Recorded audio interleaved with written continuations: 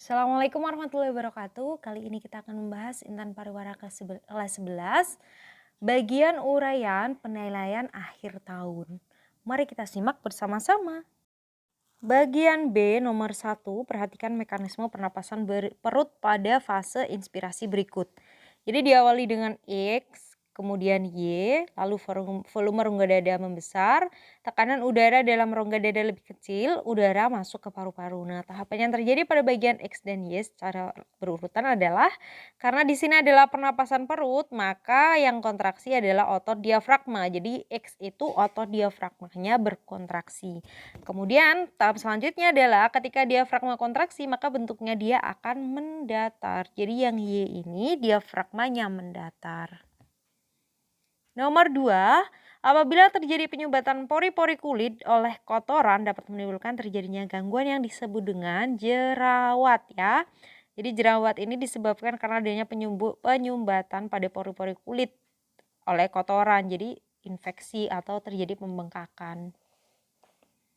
Lanjut ke nomor 3, papila yang menutupi permukaan lidah memiliki ciri seperti berikut. Berjejer-jejer membentuk huruf V, dilingkari saluran berjumlah 8 sampai dengan 10, terletak di dekat pangkal lidah. Jenis papila yang memiliki ciri tersebut adalah, jadi ingat-ingat ya, ketika bentuknya V itu berarti dia papila circumvallata.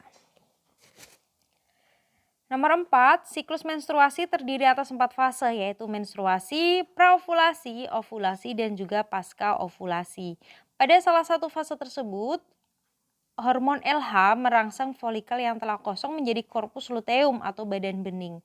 Fase menstruasi yang dimaksud adalah, jadi untuk yang dimaksud pada soal nomor 4 ini adalah fase pasca ovulasi. Nomor 5, jenis vaksin yang digunakan untuk mencegah penyakit akibat infeksi Mycobacterium tuberculosis tersebut adalah, jadi untuk vaksin TBC ya, ini berarti menggunakan vaksin BCG. Lanjut ke bagian C nomor 1, pilot pesawat tempur diharuskan mengenakan helm yang langsung terhubung dengan tabung oksigen agar terhindar dari hipoksia. Benarkah pernyataan tersebut? Jelaskan jawaban Anda. Jadi untuk pilot pesawat tempur itu diharuskan mengenakan helm yang langsung terhubung dengan tabung oksigen. Tujuannya adalah untuk menghindari dari gangguan pernapasan yang disebut dengan hipoksia. Jadi hipoksia itu gangguan yang diakibatkan oleh kekurangan oksigen di dalam jaringan tubuh sehingga bisa mematikan sel-sel yang ada di dalam tubuh. Lah kok bisa? Jadi makin tinggi lokasi, kadar oksigennya itu semakin sedikit. Jadi semakin tinggi pesawatnya, kadar oksigennya juga semakin sedikit. Nah, untuk pesawat komersial atau pesawat yang biasanya umum digunakan, itu penumpang tidak akan mengalami hipoksia meski tanpa bantuan tabung oksigen.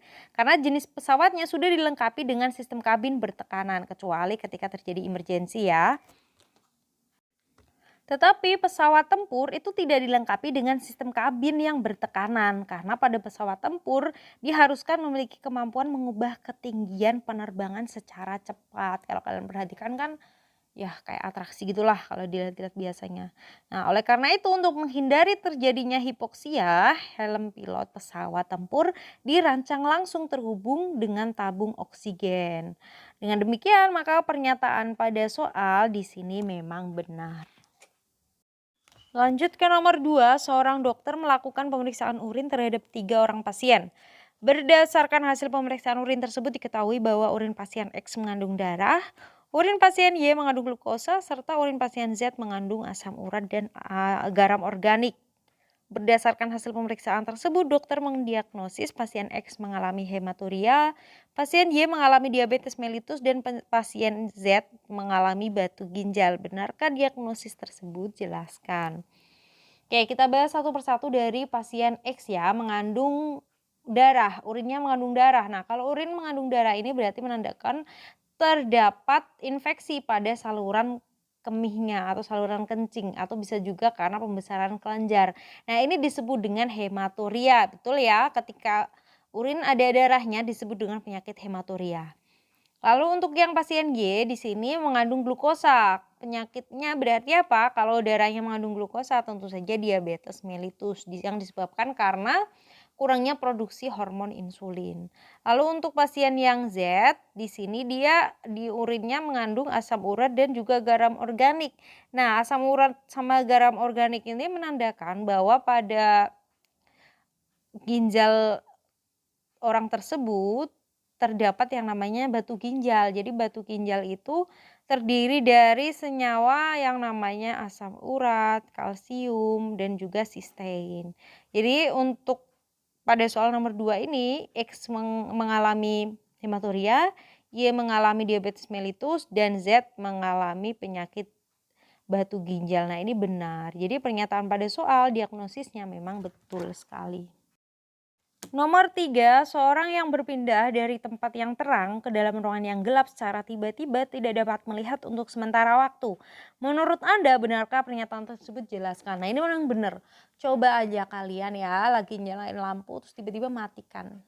Pasti dalam waktu sekejap itu gelap semua, nggak kelihatan apa-apa, tapi beberapa detik kemudian baru kalian bisa melihat kembali.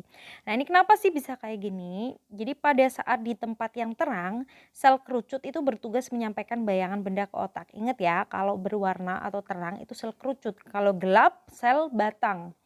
Nah, sementara itu pigmen-pigmen rodopsin dalam sel batang akan terurai sehingga sel batang tidak bisa berfungsi dengan baik. Nah, ketika di tempat terang sel batangnya tidak berfungsi dengan baik karena yang berfungsi dengan baik adalah sel kerucut. Apabila berpindah ke ruangan yang gelap, pigmen rodopsin dalam sel batang yang sudah terurai akan terbentuk kembali dan sel batang mengambil alih fungsi sel kerucut. Oke, jadi tadi kalau di tempat terang kan yang bekerja sel kerucut, kalau di tempat gelap yang bekerja adalah sel batang. Proses terbentuknya pigmen rodopsin itu berlangsung secara bertahap, memerlukan waktu beberapa saat. Nah, hal ini yang mengakibatkan seseorang tidak dapat melihat pada awal memasuki ruangan gelap. Lama waktu yang diperlukan untuk pembentukan rodopsin disebut dengan adaptasi rodopsin. Jadi seseorang yang berpindah dari tempat yang terang ke tempat yang gelap secara tiba-tiba tentu saja dia seperti tidak bisa melihat sementara waktu, tapi nanti akhirnya dia tetap bisa melihat seperti normal ya. Jadi dengan demikian pernyataan pada soal di sini memang benar. Ingat ya, ketika di tempat yang terang atau banyak cahaya yang bekerja adalah sel kerucut. Sedangkan di tempat yang gelap atau remang-remang yang bekerja adalah sel batang. Nomor 4, apakah peningkatan jumlah jamur Candida albicans dapat membahayakan organ reproduksi wanita? Jelaskan. Jadi Candida albicans sendiri kan merupakan jamur yang pada keadaan normal terdapat di dalam vagina. Nah, jamur tersebut dapat bersifat patogen ketika jumlahnya bertambah banyak dan imunitas tubuh menurun. Jadi sebenarnya membantu, tapi kalau terlalu banyak juga bahaya. Nah, peningkatan jumlah jamur ini bisa menyebabkan pH dalam vagina tidak seimbang. Akibatnya apa? Vagina bisa mengalami infeksi oleh jamur. Nah, infeksi Candida albicans itu bisa menyebabkan yang namanya keputihan. Keputihan ini disebabkan oleh jamur yang menimbulkan gejala berupa keluarnya cairan berwarna putih seperti susu, bergumpal, terasa gatal dan panas serta kemerahan di area kelamin. Keputihan tersebut bila tidak segera ditangani dapat menyebabkan penyakit berbahaya pada organ reproduksi seperti kemandulan atau infertil. Nomor 5, mengapa bayi memerlukan imunisasi untuk mendapatkan kekebalan dari berbagai penyakit tertentu? Nah, memang nih seorang bayi yang baru lahir kan belum bisa menghasilkan sistem imun atau kekebalan tubuh sendiri. Sistem kekebalan pada bayi itu bisa didapatkan dari ibunya, contohnya nih melalui plasenta saat masih dalam kandungan dan juga bisa melalui yang namanya ASI atau kita sebut biasanya kolostrum. Kenapa? Karena ya itu tadi bayi belum bisa menghasilkan sistem imun sendiri ketika baru lahir. Oleh karena itu selain mendapatkan ASI dari ibu, bayi juga memerlukan yang namanya imunisasi. Nah, imunisasinya dilakukan dengan cara pemberian vaksin. Vaksin apa sih isinya? Vaksin kan siapan antigen yang diberikan secara oral melalui mulut atau bisa juga melalui suntikan.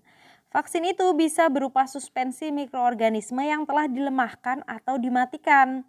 Atau bisa juga nih berupa toksoid atau ekstrak antigen dari suatu patogen yang telah dilemahkan. Vaksin yang dimasukkan ke dalam tubuh akan menstimulasi pembentukan antibodi untuk melawan antigen. Akibatnya apa? Jika suatu saat penyakit tersebut menyerang kembali ke tubuh, Maka tubuh ini masih bisa merasakan sakit, tetapi dampaknya atau gejalanya tidak sefatal ketika orang itu atau bayi itu belum melakukan vaksin. Oke, sekian pembahasan kita kali ini, semoga bermanfaat. Terima kasih. Wassalamualaikum warahmatullahi wabarakatuh.